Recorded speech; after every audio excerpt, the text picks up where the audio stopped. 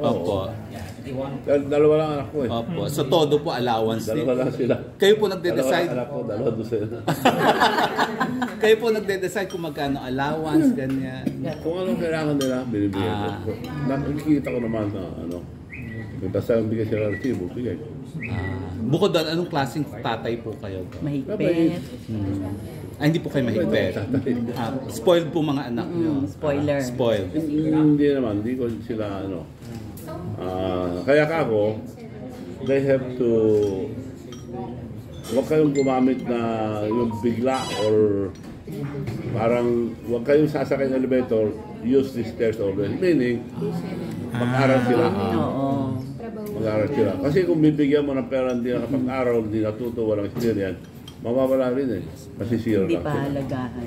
Pero yung isang anak nasa business, din po di ba? Yung isa yung anak nag-manage din ng business. Yeah, marami naman tutulong.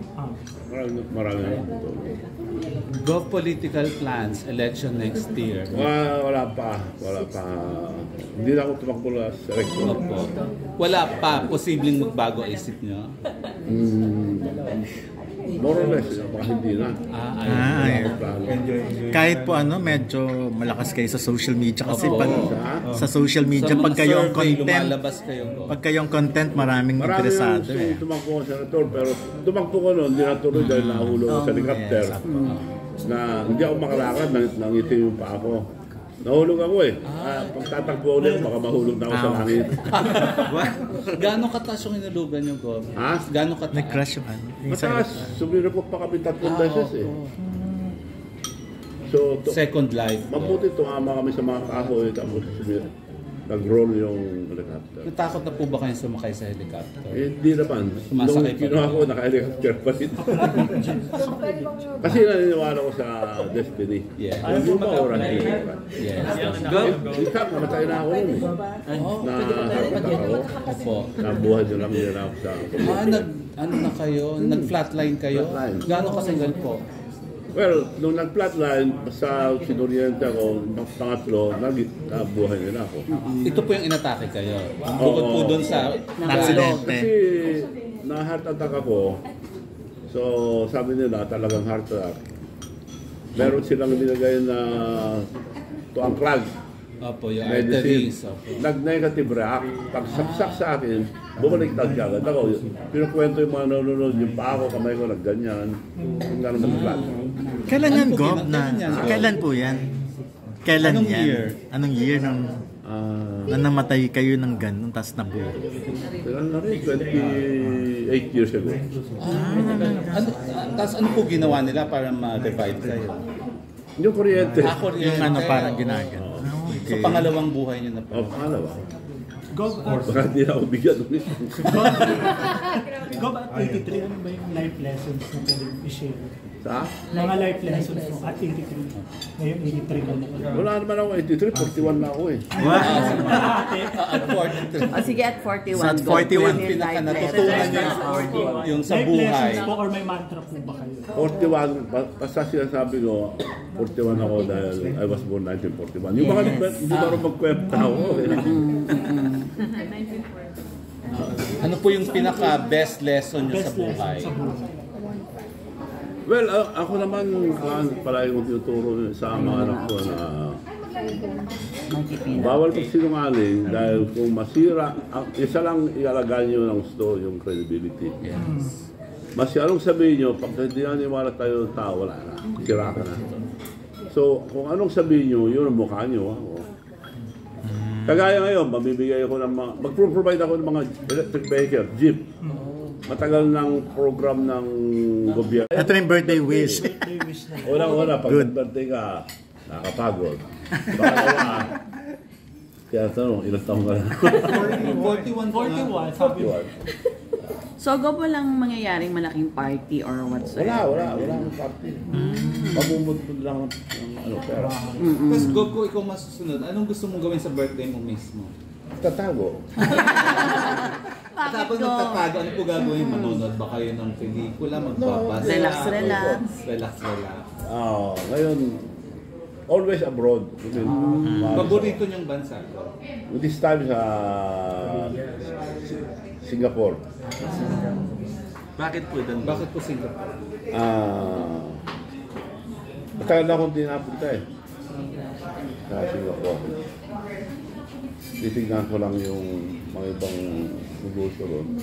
Kasi yung mga partner ko sa Korea, may mga negosyo doon. Mga malalaki like yung Daewoo, yung chairman at president, kaibigan ko before pa mapunta sa kanila yun.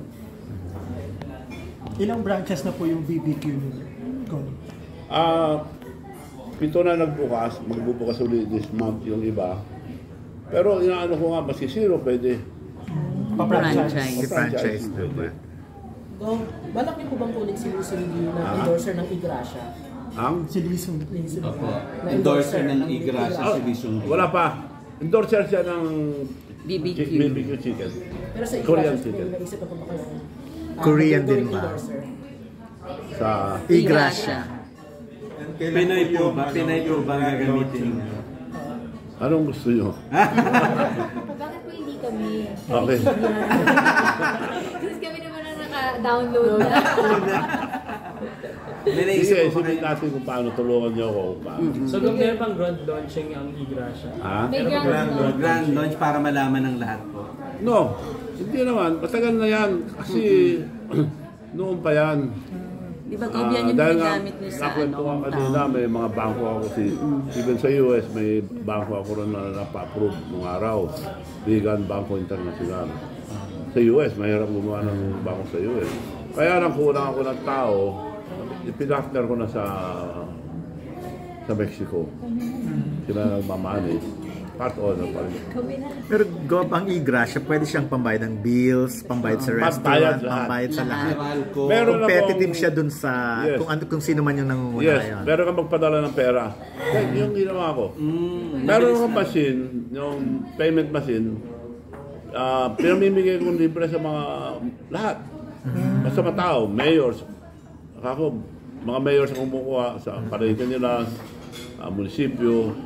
Kasi pag nagsalimbawa sa Bigan, meron sa palengke, yung mga nagtitinda ron, bago mag-order ng mga goods nila, kailangan pumunta sila sa bangko magbayad. Tapos yung picturean yung resibo, papadala. Or pinapadala nila. Ngayon, nilagyan ko yung palengke, kasi sa bangko nagsasara eh. Saka maliligo pa sila, magbibis. Eh doon, hindi na magbibis. Pag bayad doon, may lalabas ka agad ang resibo, magte-text back pa. Pero Go, So, pwede very rin yung convenient. i-cash out. Ha? Kung may laman yung wallet mo, pwede siyang i-cash out. Pwede i-withdraw. I-withdraw. May mga partner Oo. na po kayo. Like for example, makatanggap kayo, pag-withdraw yung any payment machine or any bank. About mga Magkano yung maximum po na pwedeng Padal. i-deposit? Okay. Well, yung like for example, yung premium 1 million, minsan lang matanggap eh. Tapos paano po yung protection for yung mga hacker, yung mga spammer? Yung isang ano ko, kasi may pinamimigay kami na card. Because 77% of all the Filipinos, walang bank account. Pupunta sila, made-deny lang. So ginawa namin sa bayan ko, binibigyan namin libre yung card with bank account na, hindi na sila pupunta sa bangko. Credit card na as a debit card. A debit card. Oo. Debit card. Tapos pwede siyang powered gamit- by Union Bank. Sa Union. Okay. So kahit anong bank, Saka pwede siyang yung- gamitin. Yes. Banknet eh. Lahat ng bank. Kasi marami na, nag-crack na. So, nagpagawa na ako ng National Bank, yung amin bangko. B Bank. Yun ang katulong na mag-power lahat. P-Bank. Para makapagbigay kami ng mga credit So pwede card. siya ibayad sa bills like Meralco, Pwede. water. Yung Kahit po machine, yung gano'n. Globe and Yung card, PLDT. cellphone nyo lang, pwede na. Kung meron kayong naka-download na Igracia, huwag kayo magbayad. Go, paano yung mga charges? Kasi di ba may mga kumpanya po na Nagcha-charge. Charge. Ano po yung Minsan, Charge. Yung kuya sir, di ba 15 pesos, mga ganon, 100 pesos? No, yung kasing banknet, siyempre kasusyo sila eh. May bayad yung mga yun eh. Like for example, 5,000 o 10,000, may 50 pesos, hati-hati na yung bangko, kung sino-sino. So, instead of mag-tricycle ka, pupunta ka, magkastos pa eh. And saka time, makakasave ka ang time. Same with other 50 pesos lang. Go clarification, 7 million yung total na ipapamigay mo sa... Yes, 7 million. 6 million, tigta 10, 1 million, manalo Grant isa. para isang mananalo. Sarang mananalo. Anong pwede mong parang i-advise doon sa mananalo ng 1 million? Wala pa. Ay, Nasa kanila Yung na yun. mechanics po. Paano po yung gagawin nila? Paano po sumali? Mechanics. Paano papakita pa ba? Panoorin na lang. Maka-register na.